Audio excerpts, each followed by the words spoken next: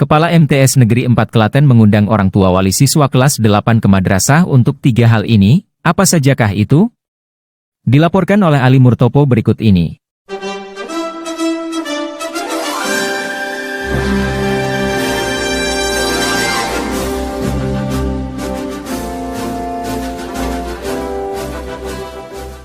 Kepala MTS Negeri 4 Klaten pada Rabu, 16 Agustus 2023 mengundang orang tua wali siswa kelas 8 ke madrasah. Undangan dimulai pada pukul 7.30 WIB. Undangan ini berkaitan dengan beberapa hal penting yang akan disampaikan oleh kepala madrasah. Bertempat di aula terbuka depan Masjid Anida, pembawa acara Suratno SAG, kegiatan dimulai dengan sambutan dan sekaligus pemaparan program madrasah tahun pelajaran 2023-2024 oleh Kepala Madrasah Umi Muslihah, SAG-MPD. Dari pemerintah itu memang sudah memberikan yang namanya dana operasional untuk madrasah. Tapi di sini panjenengan semuanya harus memahami yang namanya operasional itu adalah yang berkaitan dengan sistem kerja madrasah dalam satu tahun.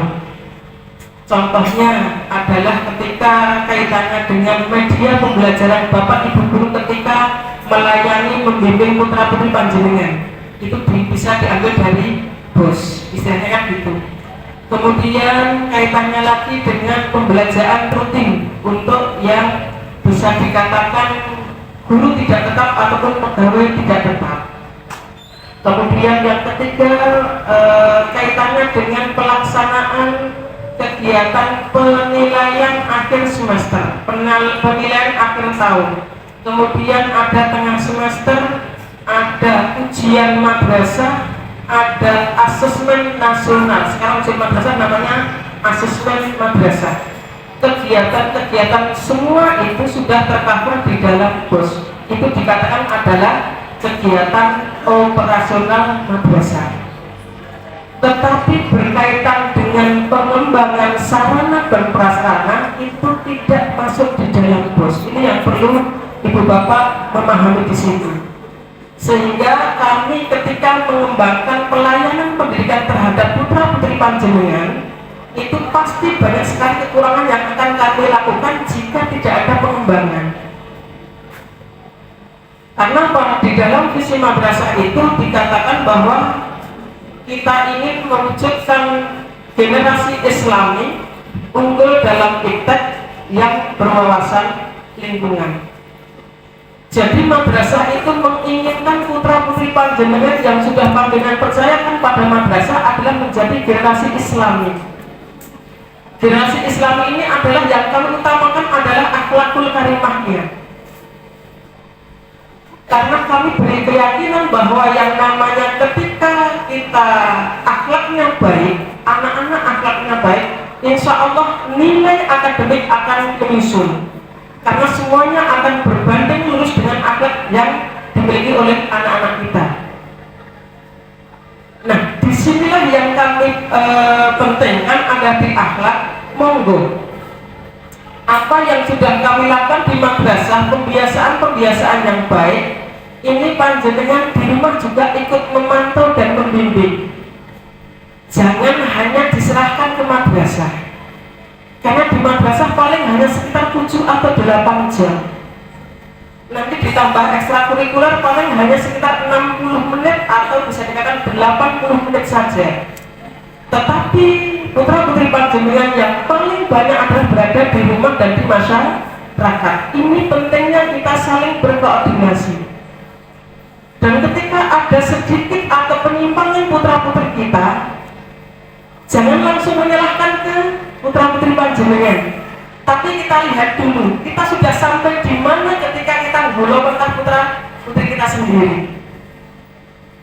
Apakah kita sudah memberikan teladan yang baik? Jadi tadi kami menyampaikan ada 3 hal ini adalah ketika di pemerintah adalah dengan mengadakan dana operasional, kemudian di madrasah kami membuat program dan kami melayani. Kemudian yang ketiga adalah orang tua wali siswa, ini adalah kaitannya dengan pemantauan, pembimbingan dan bisa memberikan kaitannya dengan pengembangan sarana dan prasarana yang berada di madrasah.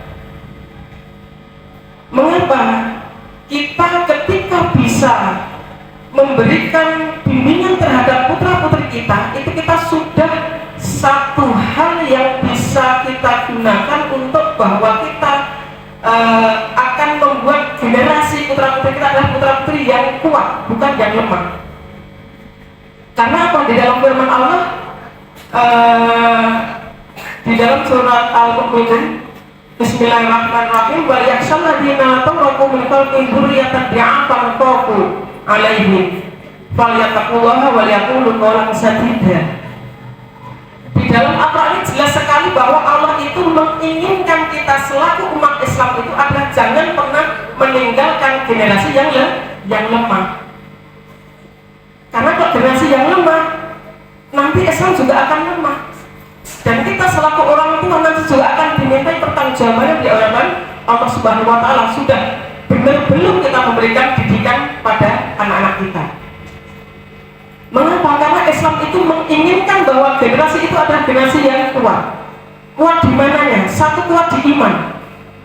Keimanan anak-anak kita itu kalau tidak didukung dari orang tua, tidak didukung dari pendidikan di madrasah, dan tidak didukung di masyarakat, pasti nanti akan ada sedikit istilahnya zigzag, tidak bisa lurus, kadang belok kanan, kadang belok kiri. Kita madrasah sudah ada pembiasaan, orang tua di rumah juga sudah memberikan nasihat-nasihat yang baik. Antara madrasah, antara orang tua ini harus saling berkesinambungan. Maka kita harus kuat iman. Teladan yang baik dari orang tua itu yang terpenting. Jangan sampai kita minta anak kita ketika maghriban sudah waktu maghrib, ayolah yang masjid, tapi kita malah main dolanan HP, mungkin nonton TV, kita tidak ke masjid. Nah seperti itu kan bukan teladan yang baik. Nah ini satu hal. Kemudian yang kedua, kalau nyuwun tuh minta tolong ketika habis maghrib, tolong selalu ada komunikasi antar keluarga, suami, istri, anak, yang bisa mengajari ngaji, diajari ngaji di waktu-waktu itu. Karena itu adalah waktu dari sunnah Rasulullah yang diminta untuk mengajarkan didikan agama di situ. Yang paling baik waktunya. Ditanya tadi di madrasah ada apa? Kamu tadi kemana? Kemudian yang kedua adalah kuat fisik. Yang ketiga kuat ekonomi. Yang keempat kuat mental atau spiritualnya. Kemudian yang kelima adalah kuat ilmu. Maka ketika ibu bapak sudah memberikan pendidikan kepercayaan pada madrasah, itu sudah benar. Artinya panjenengan sudah memberikan dasar agama yang terbaik selama masa kurun waktu anak-anak sampai umur 15 tahun. Karena kita di madrasah adalah termasuk pendidikan dasar dan pendidikan wajib. Nah nanti setelah dari madrasah mau panjenengan melanjutkan putra-putrinya di sekolah umum dan yang lebih baik lagi di agama lagi, biar nyambung.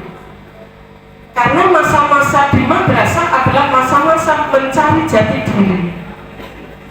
Ini yang perlu kita pahami bersama, bahwa ketika kita memang menginginkan anak-anak kita menjadi generasi yang kuat tadi, adalah dengan bagaimana caranya. Dan anggap saja apa yang kita lakukan untuk madrasah itu adalah sebagai amal jariah ibu bapak semuanya. Itu yang terpenting. Kita memberikan 50% ilmu agama, 50% ilmu umum. Di mana di sini adalah ilmu pengetahuan dan teknologi itu tidak akan kalah. Mengapa? Saat ini kita di madrasah harus bisa mengikuti yang namanya era globalisasi. Bagian kedua dari undangan ini adalah rapat komite dengan orang tua wali siswa kelas 8. Rapat ini membicarakan tentang dukungan orang tua wali terhadap program-program yang telah dipaparkan oleh kepala madrasah pada bagian pertama. Program madrasah yang bagus tidak akan bisa terlaksana dengan baik tanpa adanya dukungan dari komite dengan orang tua wali siswa. Komite yang hadir adalah Nur Rohman MPD sebagai ketua komite dan sekaligus memimpin rapat. Dua anggota hadir yakni Ali Burhanuddin dan Musutikno. Pada bagian ketiga dari undangan ini adalah khusus bagi orang tua wali siswa kelas 8 program khusus atau kelas PK, yaitu kelas 8A. Kepala madrasah memberikan penjelasan tentang pembelajaran khusus yang berbeda dengan kelas yang lainnya. Kepala madrasah mengevaluasi kelas PK ini tentang kekurangan pada tahun sebelumnya, yaitu di kelas 7A dan supaya siswa memperbaikinya di kelas 8A ini. Selain program tahfiz, pelajaran tambahan seperti matematika, IPA, dan bahasa Inggris nanti dimungkinkan bekerja sama dengan pihak luar seperti lembaga bimbingan belajar untuk pengayaan materi yang tidak didapatkan di kelas. Hal ini penting untuk persiapan seperti KSM, Ki Hajar, Maires, dan ajang perlombaan akademik lainnya. Liputan, Ali Murtopo.